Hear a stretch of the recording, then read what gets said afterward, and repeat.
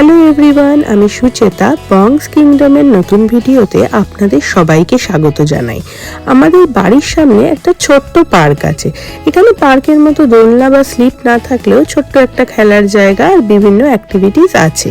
সেখানে আজকে কাউন্সিল থেকে অর্গানাইজ করেছে এই অ্যানিমাল ফিডিং অকেশনটা। ইউকেতে জেনারেলি স্কুল ছুটি পড়ে জুলাই মাসের 20-21 তারিখ নাগাদ, আর পুরো অগস্ট মাস আর সেপ্টেম্বরের শুরু অবধি থাকে এই ছুটিটা। আর এই ছুটির সময় শনি রবিবার করে কাউন্সিল থেকে অর্গানাইজ করে বিভিন্ন অ্যাক্টিভিটি। আসলে ওরাও জানে যে এই 1.5 মাস মতো বাচ্চাদের এন্টারটেন করে রাখা কিন্তু খুব ডিফিকাল্ট। ইউকেতে মোটামুটি স্কুলের ছুটি ওরা ভালো পরিমাণে পায়। 52 উইকের মধ্যে 39 উইকস মতো ওদের থাকে স্কুল, বাকি 13 উইকই মোটামুটি ছুটি থাকে। তবে 13 উইক কিন্তু একসাথে থাকে না। ডিসেম্বর জানুয়ারি মাসে ছুটি থাকে ক্রিসমাসের সময়, সেটা অলমোস্ট 2 উইকের সামান্য বেশি। ডিসেম্বরের 18-19 তারিখ নাগাদ পড়ে, আর জানুয়ারির ফার্স্ট উইক নাগাদ স্কুল খোলে। তারপরে ফেব্রুয়ারিতে থাকে আরেক উইক ছুটি, আর তারপরে ছুটি পড়ে মার্চের এন্ডের দিকে, যেটা প্রায় এপ্রিলের মিডল অবধি থাকে। ডিসেম্বর জানুয়ারির ছুটিটা, মার্চ এপ্রিলের ছুটিটা, আর এই সময় স্কুল শেষ হওয়ার পরে যে ছুটিটা থাকে 8 উইকসের, এটা সব থেকে বড় ছুটি। আর তাছাড়া অক্টোবর মাসের শেষে 1 উইকের ছুটি থাকে ওদের, মে মাসের শেষেও আবার 1 উইকের ছুটি থাকে, আর ফেব্রুয়ারি মাসেও 1 উইকের ছুটি থাকে। ওরা ওরকমভাবেই পড়াশোনার প্যাটার্নটা করে যাতে 6-7 উইকস টানা স্কুলের পরে 1 উইক যেন অফ থাকে। হাঁসগুলোর জন্য ওরা এখানে একটা আর্টিফিশিয়াল জলের ব্যবস্থাও করেছে, ছোট্ট একটা জল খাওয়ার জায়গা রেখেছে। আর বাকি পশু পাখিদের জন্যও আছে খাবারের ব্যবস্থা। ওখানে একজন মেয়ে বসে আছে যে কাউন্সিলেই কাজ করে, তার কাছে গিয়ে বললে বাচ্চাগুলোর হাতে খাবার দিয়ে দিচ্ছে, তারপরে বাচ্চাগুলো মহা আনন্দের সাথে এই অ্যানিমালসগুলোকে খাওয়াচ্ছে।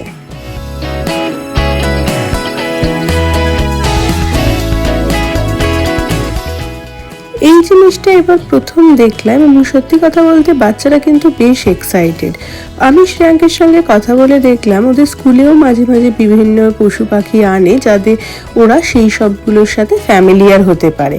রিসেন্টলি ওদের স্কুলে বলেছে 2 দিন ধরে একটা পাপি আসবে, তার বয়স 4.5 মাস মতো। সেই পাপিটার সঙ্গে ওদের একটা বন্ডিং তৈরি করা, ডিপেন্ডেন্সি তৈরি করা, প্লাস অ্যাটেনশন, কিভাবে কেয়ার দিতে হয়, সব কিছু ইনক্লুড করাটা শেখাবে। বিদেশের এই জিনিসটা আমার খুব ভালো লাগে। ওরা যেরকম পড়াশোনাটাকে ইম্পর্টেন্স দেয়, তার সাথে সাথে একটা ক্যারেক্টার তৈরি করা, কনসিডারেশন, সবাইকে নিয়ে চলা, সবাইকে ইনক্লুড করা, এই ব্যাপারগুলোও স্কুলে ইকুয়াল পরিমাণ শেখায়। আর সত্যি কথা বলতে বাড়িতে ওরা দুষ্টুমি করলেও স্কুলে কিন্তু ওরা বেশ ডিসিপ্লিন ওয়েতে থাকে। ওদের অনেক স্কুলের অকেশন অ্যাটেন্ড করে দেখেছি, সুন্দর করে টিচাররা লাইন করে নিয়ে যায় এবং ওরা কিন্তু সব ইনস্ট্রাকশন শোনে। ছোট্ট লাল বাটিটায় ওই সবজিগুলো নিয়ে এসছে কাউন্সিলের যে লেডি ছিলেন তার কাছ থেকে। ভেজিটেবলস ছাড়াও এখানে গমেরও কয়েকটা দানা দেখলাম, যে এগুলো খেতে চায় তাদের দেওয়ার জন্য। ওরাও কিন্তু খুব সুন্দর মনের আনন্দে এগুলো খাওয়াচ্ছে। আর খাওয়ার শেষে ওখানে হুইপ, স্যানিটাইজার আছে, পুরো হাত পরিষ্কার করে তারপরে বাড়ি ফেরা। কিন্তু বাড়ি ফেরার এখন কোনো রকমের ইচ্ছা নেই। এখানে ওরা ব্রেড আর ক্যারট খাওয়াচ্ছে এই হাঁসগুলোকে।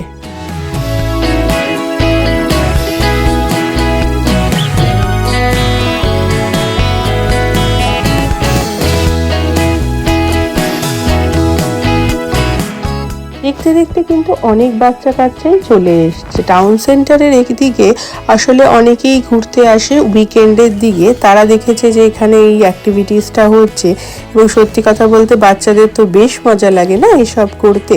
আর ছুটিতে ওরা আর কি বা করবে, সবসময় তো সবার পক্ষে দেশে যাওয়া বা সবসময় ঘুরতে যাওয়া সম্ভব হয় না। আমরাও গেছিলাম স্কটল্যান্ডে, কিন্তু স্কটল্যান্ডে আর 5 দিন পরেই তো আমরা ফিরে এসেছি। আর এদের এই 8 উইকস ছুটি, ওরাই বা কত অ্যাক্টিভিটিস করবে।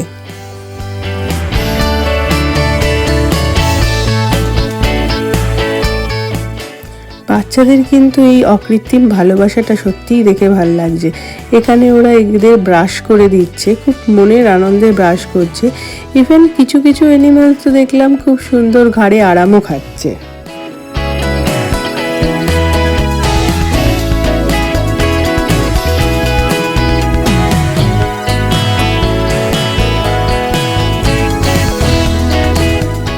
এই জুলাই আগস্ট মাসের ছুটিটা একদিক থেকে ভালো, এখানে সামারের সময় দিনটাও বড় থাকে, তাই অনেকটা টাইম ওরা বাইরে স্পেন্ড করতে পারে। এখানে আবার ক্লক রিসেট হয়ে যায় অক্টোবর মাসে। অ্যাকচুয়ালি এখন 4.5 ঘন্টার ডিফারেন্স হচ্ছে ইন্ডিয়ার থেকে লন্ডনের টাইমের, আর অক্টোবরের এন্ডে যখন ক্লক রিসেট হয়ে যাবে তখন সেই টাইমের ডিফারেন্সটা হয়ে যাবে 5.5 ঘন্টা। অক্টোবরের এন্ড থেকে মার্চের এন্ড পর্যন্ত কিন্তু 5.5 ঘন্টার ডিফারেন্সই থাকবে। আর এই 1 ঘন্টা ক্লক রিসেট হওয়ায় সন্ধেবেলাও হয়ে যাবে তাড়াতাড়ি, মানে সানসেটটাও তাড়াতাড়ি হয়ে যাবে।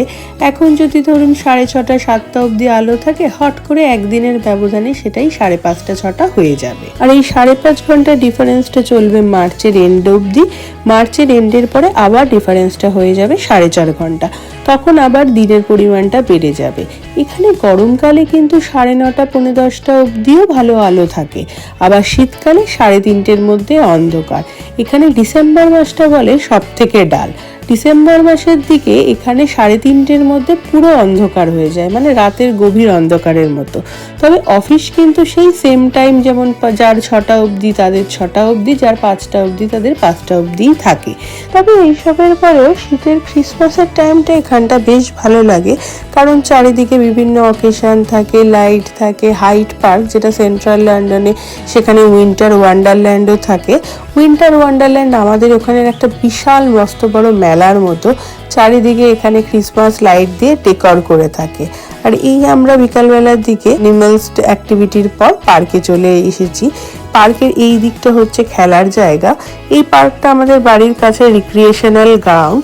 এটা সব থেকে বড় বলতে গেলে আমাদের বাড়ির কাছে। একদিকে ক্রিকেট খেলা বা হাঁটাহাঁটি চলছে, অন্যদিকে ফুটবলও আছে। উচ্ছলমলে দিনে পার্কে আসতে কিন্তু বেশ ভালো লাগে। ওদের খেলাও হয়ে যায়, শ্রেয়াঙ্ক এখন সাইকেল চালানোটাও কিছুটা শিখে গেছে, আর আমাদের পেছন থেকে হাঁটাহাঁটিটাও হয়ে যায়। আর এখানে সামনে এক ভদ্রলোক যাচ্ছে টেনিস বা ব্যাডমিন্টনের র্যাকেট নিয়ে। এখানে টেনিস বা ব্যাডমিন্টনও খেলা হয়। রিক্রিয়েশনাল গ্রাউন্ড একটা মস্ত বড় গ্রাউন্ড, তাই এখানে সব ধরনের খেলা অ্যারেঞ্জমেন্ট থাকে, তাই এই সময়টা সবারই ভালো কেটে যায়। শ্রেয়াঙ্ক এই নতুন সাইকেলটা চালানো শিখেছে। আগের বছর সাইকেলটা কিনে থাকলেও প্রথম বছর ব্যালেন্সিং হুইল দিয়েই চলতো। আসলে শীতকালে স্কুলে যাওয়ার সময় তাড়া থাকে, তাই জন্য স্কুটেই চলে যায়, সাইকেল চালানো আর হয় না। তাই ভাবা হলো যে সামারের সময় এবার ওকে ব্যালেন্সিং হুইলগুলো খুলে দিলে ও যাতে সাইকেলটা শিখতে পারে। আর সাইকেল চালানোর জন্য পার্কের মতো ভালো জায়গা হয় না, তাই পার্কে সাইকেল চালিয়ে এবার বাড়ি ফেরার পালা। এই জায়গাটা হলো টাউন সেন্টারের ব্যাক সাইডটার এদিকে পার্কিং বা কোনো লোডিং করার গাড়িগুলো এদিকে থাকে, আর সামনের দিকটা দিয়ে গেলে টাউন সেন্টারের পরপর সব দোকানগুলো পড়ে। এখানে লন্ডনে টাউন সেন্টার কনসেপ্টটা খুব প্রচলিত আছে, যেখানে সব হাই স্ট্রিট ব্যাংক বা সব শপিং অপশনগুলো থাকে। From Harrow Police Station, and I'm here to arrest Mr. Punch. You may have seen me sitting in that tree a moment ago because I just come down from the special branch, you see. Yeah, that's terrible jokes in there. Do you know where I live? 999 Lexby Avenue. And I said to my stomach this morning, you're under arrest. Terrible jokes, terrible jokes. স্যাটারডেতে ওই animal অ্যাক্টিভিটির পরে সানডেও কিন্তু ওরা আরেকটা occasion রেখেছে। আজকে এরা এখানে puppet show দেখাচ্ছে, বাচ্চাগুলো ভারী আনন্দের সঙ্গে পাপেট শো দেখছে। তাছাড়া ফেস পেইন্টিং আছে আর বেলুন দিচ্ছে।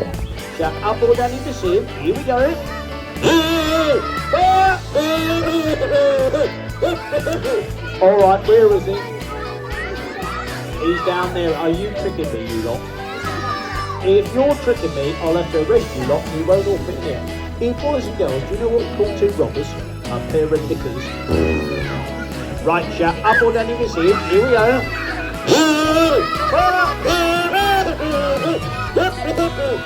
Oh my goodness me, all this running around, I'm sweating like a pig, I am. Yeah. Right, where is he, boys and girls?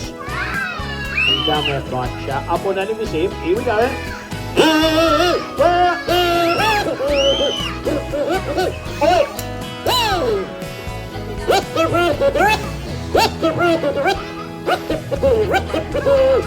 Stand to one side, sir. Stand. No, get back please, thank you. এই দুপুরবেলার দিকের অকেশনগুলোর একটা অসুবিধা হলো, যদি ওদের দুপুরবেলা নিয়ে বেরোনো হয় তাহলে স্নান খাওয়ার ব্যাপারটা খুব লেট হয়ে যায়, কিন্তু এদের চাইলেও টেনে বাড়িতে নিয়ে আসা যায় না। স্পেশালি এইসব ছুটির সময় ওরা জানে যে ওদের তো স্কুলে যাওয়ার সকালবেলা ওঠার তাড়া নেই, তাই জন্য ওরা আস্তে ধীরে করতে পারবে।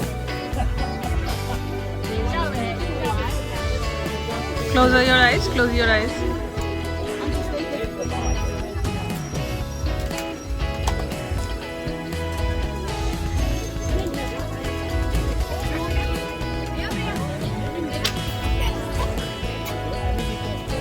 শ্রেয়াঙ্কি প্রথমবার ফেস পেন্টিং করেছে।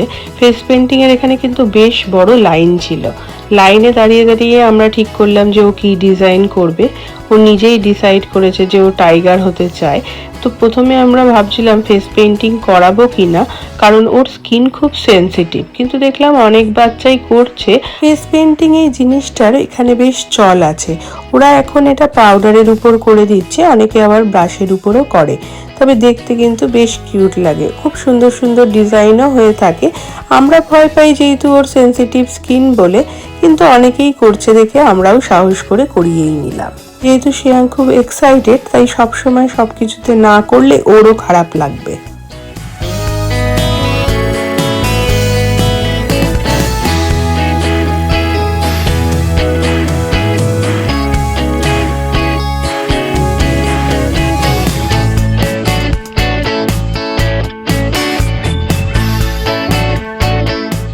এমনি ওরা বেসটা করেছে পাউডারের উপর, এবার তুলি দিয়ে ডিজাইনটা করছে, মানে বাঘের যে ডিজাইনগুলো হয় সেগুলো এবার ব্লু কালারের তুলি দিয়ে করছে। এমনি এই বাচ্চাগুলোকে 5 মিনিট বসিয়ে রাখা এক জায়গায় বড় টাস্ক, কিন্তু যখন ফেস পেন্টিং করে তখন কিন্তু ওরা কোনো রকম দুষ্টুমি করে না, সুন্দর চুপ করে বসে ফেস পেন্টিং করে। আর যারা করায় তারা যে ডাইরেকশনটা দেয় সেটা ওরা মন দিয়ে শোনে, কিন্তু এটা যদি আমরা বাড়িতে বলি সহজে শুনতে চাইবে না।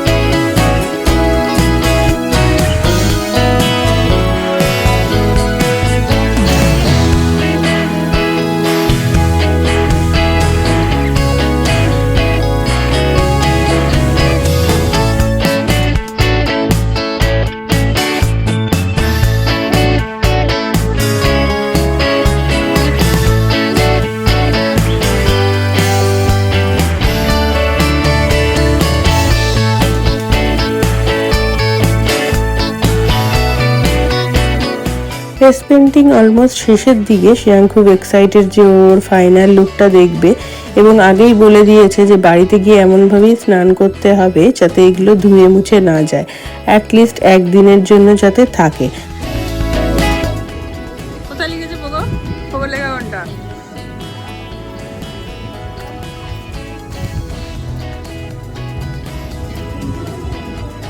আর এটা হলো কাউন্সিলের বার্থডে স্ট্যান্ড। কাউন্সিলের 60তম বার্থডে সেলিব্রেট করছে বলে ওরা বাচ্চাদের দিয়ে সব মেসেজটা লেখাচ্ছে।